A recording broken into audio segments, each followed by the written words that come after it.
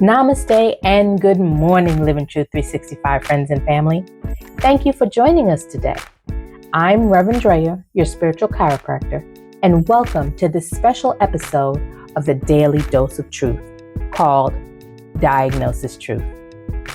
I will be your Truth Medical correspondent today, here with a Truth Medical breakthrough to address the outbreak of low self-esteem, feelings of worthlessness, error thinking, the appearance of being out of alignment, and many more.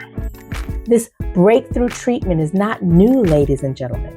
It has always been available to truth students everywhere.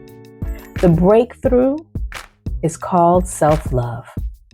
Self-love is a term that gets tossed around a lot and it's often misunderstood. But I've done the research and I've talked to many experts in the field, and I am here today on this special episode of the Daily Dose of Truth to share my findings. Self-love is not just about feeling good or taking time for yourself. It's a state of being, a state of appreciation for oneself that grows from a treatment plan of truth that supports your physical, psychological, and spiritual growth. Self-love allows you to accept your weaknesses along with your strengths and to have compassion and empathy for yourself as you strive to find balance, personal meaning, and fulfillment, mind, body, and spirit. It may seem hard to grasp, but self-love and self-care are important components of managing your overall health and well-being. You might think of your thoughts as reflections of the outside world, but what truth principles show is that you are actually calling forth and manifesting your life with your thoughts. It can be challenging to shift from the false diagnosis of judgment, self-doubt, and negativity caused by error thinking to the truth of self-compassion and positivity that is fostered by right thought and right action.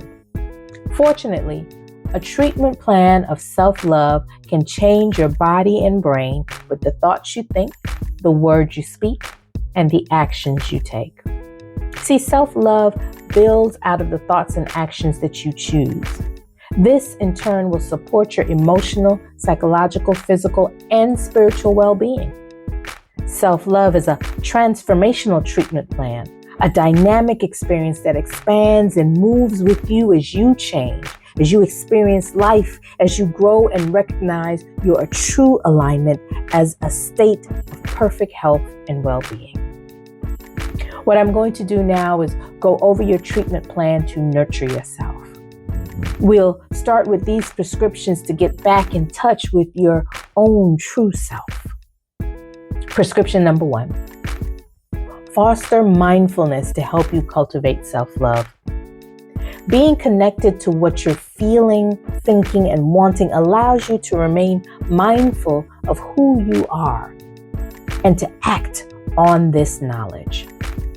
So slow down and begin to notice what you're saying to yourself and the thoughts that you're having. Reflect on how these are impacting your mood, your health, and your behavior. And when you become mindful of who you are, you're more likely to act in alignment with this wisdom rather than on what you perceive others want from you. Prescription number 2, practice self-care. Nourish yourself. Commit to healthy activities such as reading, eating right, exercising, getting adequate sleep, play, and having social interactions. When you show yourself love through these types of actions, you will continue to take better care of your basic needs. This sets the foundation for your growth and living an authentic life. Prescription number 3, forgive yourself. Yes, forgive yourself. It's important to own and take responsibility for your actions. It's also important to learn and grow from your mistakes rather than punishing yourself. Practice self-compassion when you make a mistake. Own up to it. Don't run from it. You'll only be running away from yourself. Instead, reframe mistakes as lessons and embrace them as opportunities to learn and grow. This prescription is always in divine order. Prescription number 4, set some boundaries. Being able to set limits and say no to activities, interactions, and work that depletes or harms your physical, emotional, or spiritual health shows self-love and compassion. That is knowledge of self. If there are people who incessantly stress you out, inflame you, or bring you down, see if you can take a break from them for a while. This prescription of creating your own sacred space can help you as a metaphysician to evaluate your relationships and commitments and decide which ones you want to invite back into your life. And finally, prescription number 5, live with intention. When you live with purpose and meaning, you'll make decisions that support your intentions. This makes you feel great about yourself when you accomplish your true purpose. If you set your intention to live in a healthy and meaningful way, you will take actions that support that.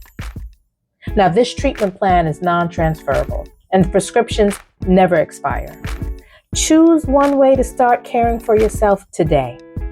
As you work on beginning to accept and love yourself more, you will exercise actions of self-love naturally.